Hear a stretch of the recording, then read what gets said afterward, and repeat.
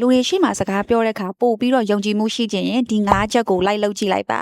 နံပါတ်1ကစကားပြောတာကိုစွန့်စားမှုတစ်ခုလို့ကြောက်ရွံ့မှုတစ်ခုလို့မမြင်မဲနဲ့ကိုယ့်အတွက်တာအခွင့်အရေးလို့ပြောင်းပြီးတော့မြင်လိုက်ပါလူတော်တော်များများက okay အပါဝင်လေလူတွေရှိမှစကားပြောတဲ့အချိန်ကြရင်ကိုပြောနေရင်တခါတလေကြရင်ငါအမားလုံးမိရင်ဘယ်လိုလုပ်မလဲဆိုတဲ့စိတ်တွေဝင်လာတတ်တယ်အဲ့လိုတွေးလိုက်တာနဲ့တပြိုင်နက်အုံနောက်က fight or flight response နဲ့ကိုတန်းပြီးတော့ရောက်သွားနိုင်တယ်ဥပမာအနေနဲ့ပေးရရင် interview တစ်ခုကိုသွားရဲဆိုရင် interview ဖြေနေတဲ့အချိန်မှာကိုကငါဒီလုပ်ကိုမရတော့ဘူးဆိုတဲ့ negative အတွေးမျိုးဝင်သွားပြီဆိုရင်ပို့ပြီးတော့ကြောက်လာနိုင်တယ်အဲ့လိုအချိန်ကြရင်ခုနကလိုအတွေးမျိုးတွေးမဲ့အစားဒီချိန်ကငါအတွက်ငါတိထားတာတွေကိုပြန်ပြီးတော့မျှဝေဖို့အခွင့်အရေးပဲဆိုပြီးတော့အတွေးကိုပြောင်းကြည့်လိုက်ပါနံပါတ်2ကကြတော့စကားတွေပြောနေရင်လည်းအုံနောက်ထဲမှာ blank ဖြစ်သွားရဲဆိုရင်အတင်းကြီးလိုက်ပြီးတော့မဆက်ပါနဲ့အဲ့လိုမျိုးလူတွေရှိမှစကားပြောရင်းနဲ့မေ့သွားလို့ရှိရင်နီလန်း2မျိုးလုပ်လို့ရပါတယ်ပထမနီလန်းက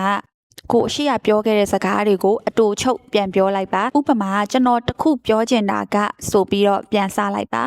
ဒုတိယတစ်ခုကကြတော့တစ်ဖက်လူကိုမေးခွန်းတွေပြန်မေးလိုက်ပါဘာလို့လဲဆိုတော့အဲ့ဒီမေးခွန်းကိုမေးနေတဲ့အချိန်မှာသင်ရှေ့ဆက်ပြီးဘာပြောရမလဲဆိုတာကိုစဉ်းစားဖို့အချိန်ရနိုင်ပါတယ်နံပါတ်3ကလူတော်တော်များများဖြစ်ဖူးတယ်အဲ့ဒါက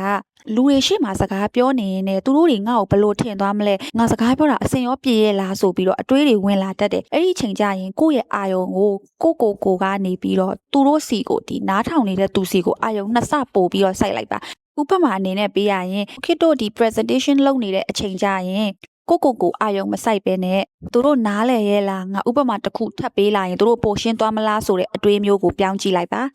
နံပါတ်4ကကြတော့ကိုကပြောနေတဲ့စကားတွေရှည်ပြီးတော့လိုရင်းမရောက်နိုင်ဘူးဆိုရင်စကားကို stretcher နဲ့ပြောကြည့်လိုက်ပါဥပမာ what so what now what အဲ့ဒီ stretcher နဲ့ပြောကြည့်လိုက်ပါဥပမာ what social media အလွန်အကျွံသုံးတာကအိတ်ဆက်ခြင်းကိုထိခိုက်စေတယ်so what အဲ့တော့ဘာဖြစ်လဲအဲ့တော့အေးမဝရင်စိတ်ခံစားချက်နဲ့အာယုံစူးစိုက်မှုကိုထိခိုက်စေတယ် now what အကြောင်းအဲ့ချိန်မတိုင်မီတနာရီလောက်အလို social media ကိုအသုံးပြုတာကိုလျှော့ကြည့်လိုက်ပါဒီလိုပြောလိုက်ရင်နားထောင်တဲ့သူကပိုရှင်းပြီးတော့သူတို့ရဲ့အာယုံတွေကိုတန်းပြီးတော့ကိုပြောတဲ့စကားတွေကရောက်သွားပါတယ်မှန်ကအချက်ကတော့အရေးကြီးဆုံးအချက်ပါပဲ